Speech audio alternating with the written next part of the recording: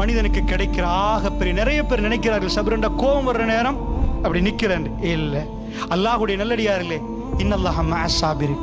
பிரச்சனைகள் வருகிற நேரம், ஒரு மனிதனுக்கு பிரச்சனைகள் வருகிற நேரம், இந்த உலகத்தில் மிக பெரும் ஒரு அதிசயம் நடக்க போகுது. அந்த மனிதன் தன்னுடைய தூக்கத்தில் திடீரென்று எழும்ப ஆரம்பிக்கிறான், தன் இறைவனோட கொஞ்ச ஆரம்பிக்கிறான், தன் இறைவனோட கெஞ்சி சொல் கேட்க ஆரம்பிக்கிறான். இறைவன் அவனை மெல்ல மெல்ல நெருக்கிறான். இன்னல்லாஹ மஅஸ் ஸாபிரின். பொறுமையாளர்களோட அல்லாஹ் இருக்கிறான். மதா நஸ்ருல்லாஹ். அல்லாஹ்வுடைய உதவி எப்ப? இன்ன நஸ்ருல்லாஹி கரீம். அல்லாஹ்வுடைய உதவி கிட்ட வந்துட்டு உனக்கு அல்லாஹ்வை நெருங்குவதற்கு, அல்லாஹ்விடம் நெருக்கத்தை உண்டாக்குறதுக்கு இந்த துனியாவில் அல்லாஹ் மூமின்களுக்கு பிரச்சனையை கொண்டு வருகிறான்.